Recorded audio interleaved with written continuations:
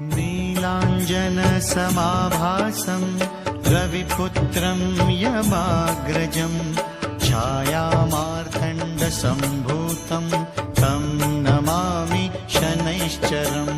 नीलाञ्जनसमाभासं रविपुत्रं यमाग्रजं छायामार्तण्डसम्भूतं तं नमामि शनैश्चरम्।